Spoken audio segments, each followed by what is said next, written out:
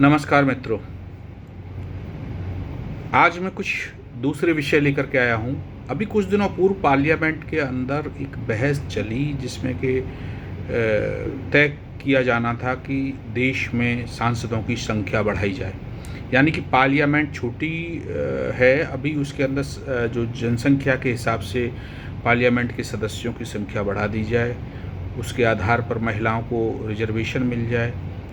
उस प्रकार का जो भी राजनीतिक उठापटक थी वो हुई थी।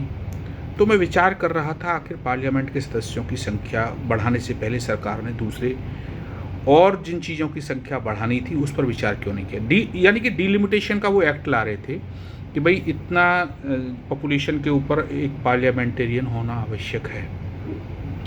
मैं काफ़ी गंभीरता से विचार करता रहा, तो मैंने सोचा कि क्या ये डिलिमिटेशन और क्षेत्रों में भी लागू की जा सकती है, और अगर इस देश के अंदर अगर डिलिमिटेशन का वो फैक्टर लागू हो जाए तो इस देश की आधी समस्याएं दूर हो जाएंगी। कैसे?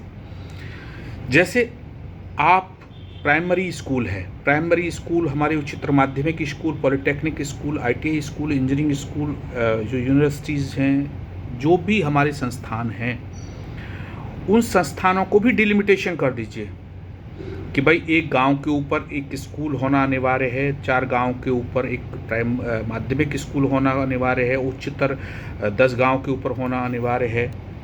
इस प्रकार से आप पॉलिटेक्निक इतने एरिया के ऊपर होना अनिवार्य है, इंजीनियरिंग इतने एरिया के ऊपर सरकारी स्कूल होना अनिवार्य है, यूनिवर्सिटी इतने लोगों के बीच में होना अनिवार्य है। उसी प्रकार से आप हॉस्पिटल को डिलिमिटेशन कर दीजिए।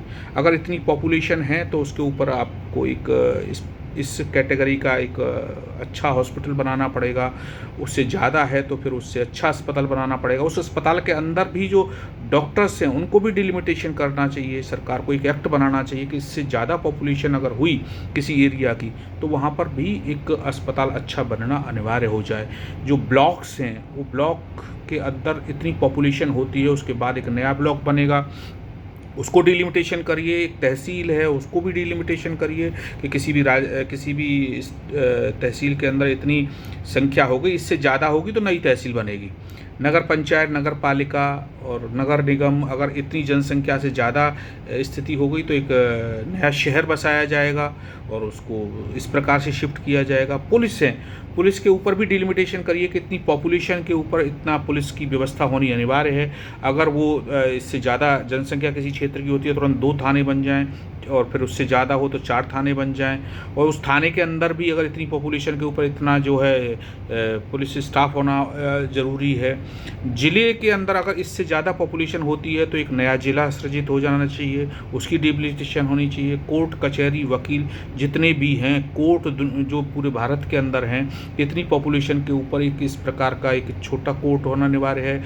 उसके बाद हाई कोर्ट इतनी पॉपुलेशन के ऊपर अनिवार्य है। उसके बाद फिर आपका सुप्रीम कोर्ट इतनी पॉपुलेशन के बाद इतने जो है जजों का होना अनिवार्य है। तो आप सरकारी कर्मचारियों को भी डिलिमिटेशन कर दीजिए। जो बस, ट्रांसपोर्ट, मेट्रो, जितनी भी व्यवस्थाएं हैं उन सबको आप डिलिमिटेशन कर दीजिए कि इतनी जनसंख्या के ऊपर, अगर इससे ऊपर अगर हमारी पॉपुलेशन बैठती है तो हम उसको एक नई सुविधाएं समाज को देना प्रारंभ कर दी जाएंगे।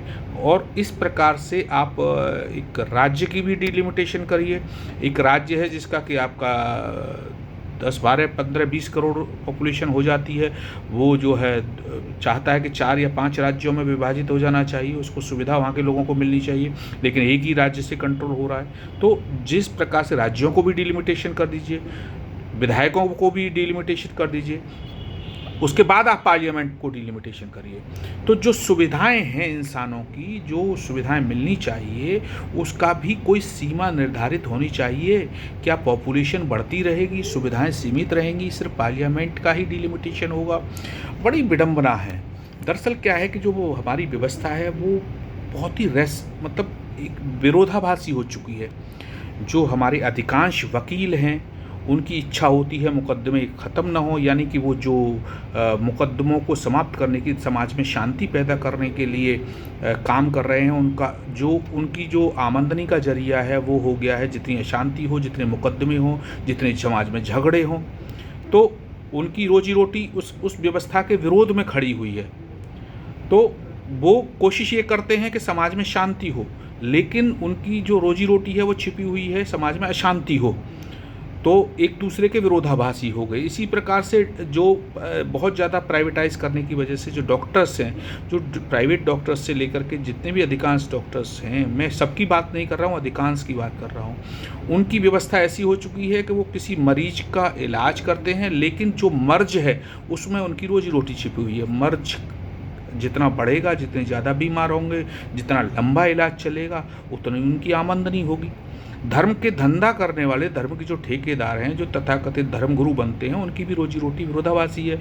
वो कहते हैं शांति होनी चाहिए, मानसिक शांति होनी चाहिए, लेकिन उनकी दुकान जब ज़्यादा चलेगी, जब जो है ज़्यादा से ज़्यादा इस समाज में अशांत लोग होंगे, तो व्यवस्था इस प्रकार से पूरी तरह ध्वस्त हो चुकी है। और इसको किसी प्रकार से एक ऐसी व्यवस्था को जन्म देना पड़ेगा जिसके अंदर कुछ करने की क्षमता हो, जिसके अंदर कुछ नए निर्णय लेने की क्षमता हो, ऐसा मेरा मानना है। आज का मेरा यह प्रश्न इसी प्रकार था। अपनी राय ज़रूर मुझे दीजिए।